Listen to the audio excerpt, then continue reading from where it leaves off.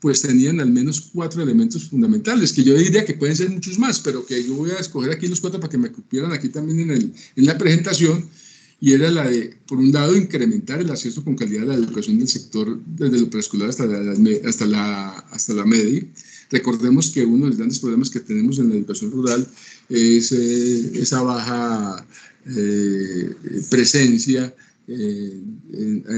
yo no diría en Caldas ni en el eje cafetero, pero sí en gran parte del país, de los niños en la escuela, ¿cierto? Que están excluidos prácticamente esa posibilidad, no obstante que se hacen proyectos como los que estemos ahí. Otro propósito de esas políticas pues era el de promover la retención, o sea que si estaban los niños allí lográramos retener los niños y niñas y jóvenes en el sistema educativo, sobre todo porque esas metodologías podían ser pertinentes y podían hablar y orientar temas de interés, no solamente del niño, sino de la comunidad donde el niño vive, ¿cierto? Y que esa posibilidad de ser contextuado podía facilitar la retención de los niños al sistema.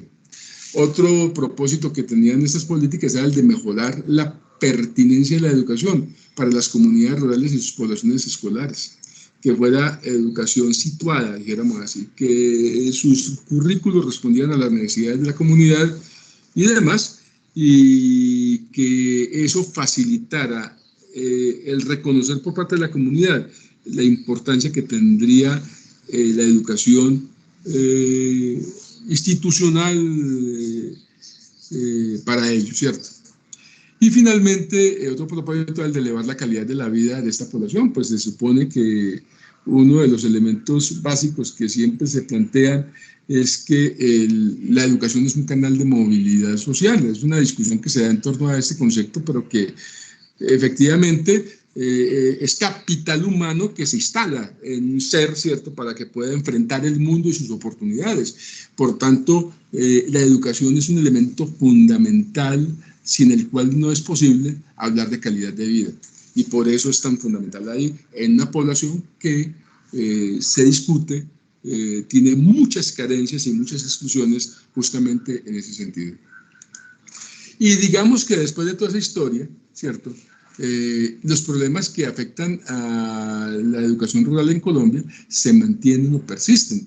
Desde el año 94 a la fecha todavía los problemas de baja cobertura y calidad ahí están, ahí es una discusión.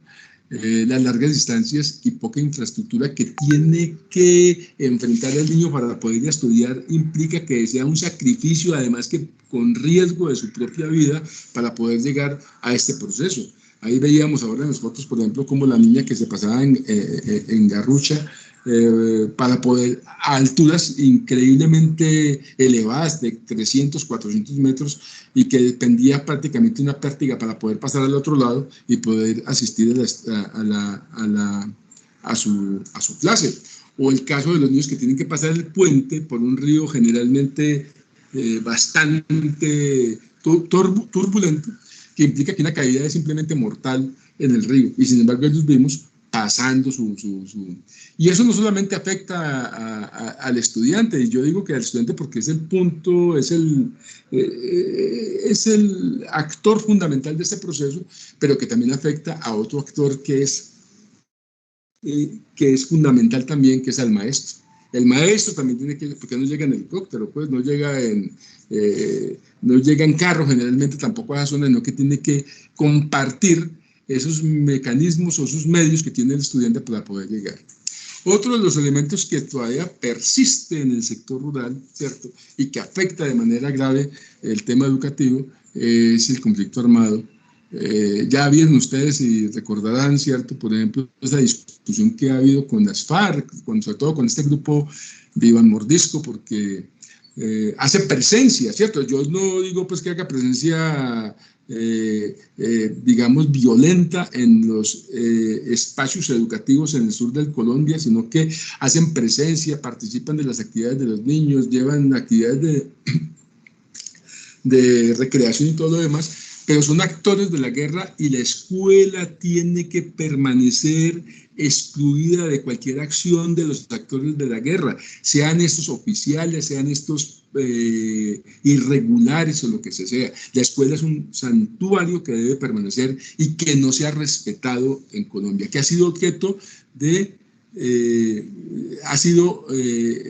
digamos, víctima el escenario educativo de la guerra y del conflicto armado. Es una víctima de la violación de los derechos humanos, en este caso. Hablamos de la inequidad y la exclusión, que solamente la guerra es una expresión de una situación que se vive donde ya decíamos que el leitmotiv es la tierra, pero también sabemos, por ejemplo, de que tenemos un gran problema porque siempre el campesino es un actor de la sociedad que está por debajo de toda posibilidad cuando se compara con el habitante de la ciudad, por ejemplo. No solamente, digámoslo así, sino que expresémoslo. Mire usted, por ejemplo, que el salario mínimo en Colombia para el sector urbano es uno, pero para el sector rural es otro, tal que llega a ser incluso la mitad del salario mínimo que reconoce legalmente el Estado colombiano para el campesino. O sea, es objeto de inequidad y y trabaja no las 8 horas que están establecidas en la norma y en la ley, sino que su trabajo puede ser mucho más en tiempo elevado que el de cualquier otro ciudadano. Es decir, los temas de inequidad y exclusión son elevadísimos, ¿cierto?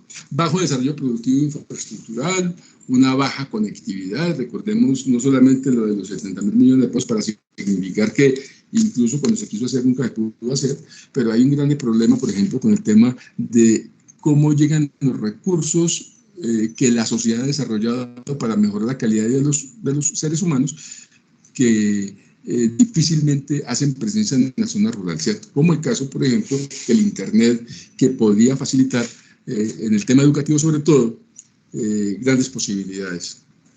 El trabajo infantil, ya lo veíamos ahí también un poco, que no se ha podido superar eso. Los niños tienen que salir en épocas de cosecha de la escuela para el sector, para ayudar a los papás, porque ¿qué más puede hacer el niño, cierto? No tiene oportunidad. Eso es un elemento que se ha normalizado incluso en la zona rural, y es que el niño debe trabajar.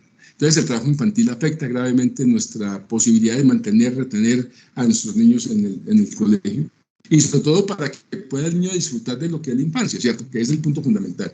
Y bueno, y digamos que finalmente una ausencia de políticas educativas que se adapten al contexto, a pesar de que sí los hemos visto, por ejemplo, como el tema del proyecto educativo rural, el 1 y el 2, que fue una propuesta en ese sentido, y que garantice el desarrollo integral de los estudiantes, que eso también lo estamos viendo con el proyecto que se firma, el producto de la firma del Tratado de Paz, que es los programas de educación especial rural, que ya hemos hablado de ellos. Ahí, en ese momento y aquí, en este instante, es donde aparece en el año 2019 esta propuesta, leer. Y es de la que vamos a hablar ahora, ¿ven? De leer. Leer, ¿qué es? ¿Qué es leer? Que leer es leer, ¿no? Nos supone, ¿cierto?, que nos estamos refiriendo tal vez a uno de los grandes problemas que tenemos en Colombia, es el problema de los hábitos de lectura, ¿cierto? De la comprensión lectora, de lo poco que leemos los colombianos, de lo costoso que resulta leer, porque los libros cuestan más aquí que en cualquier parte del mundo, ¿cierto? Bueno, cualquier cosa que podamos decir y que tal vez leer está hablándonos de eso, y seguramente que quien así lo interpreta tiene también razón de lo que es leer. Pero leer es algo más y algo que les quiero comentar. Leer en Colombia es un acróstico que me parece muy bonito, de leer en Colombia, pero que nos habla de los lineamientos y estrategias educativas para la ruralidad en Colombia. Y aquí la propuesta se torna interesante, porque además, cuando se planteó este acróstico, de alguna manera se dijo, estos lineamientos y estrategias educativas parte del principio de que tenemos que leer la realidad colombiana, que tenemos que leer el contexto, de que tenemos que leer esas condiciones sociales, esas condiciones económicas, lo que nos decía ahora la compañera sobre lo que estaba trabajando con la Universidad de La Salle, que me parece que eso está en línea con este proceso que estamos hoy comentando. Leer es una propuesta que viene adelantando el Ministerio de Educación Nacional y que básicamente queremos hoy comentarles que existe y que seguramente muchos de ustedes ya lo conocen porque este proyecto se ha podido adelantar en su fase de prueba y en su fase de implementación de prueba en Caldas, en algunas escuelas escogidas seguramente para este propósito, entiendo que también en Urabá y en Apartado particularmente, y en Chocó, y digamos que ya lo veremos en muchas partes del país, pero leer es eso. Y para conocer qué es leer, les quiero decir que vamos a dividir la charlita al menos en 5 partecitas. Una primera que es qué es leer en Colombia, o sea, un poco aclarar ese término un poco más para que ustedes lo tengan muy presente.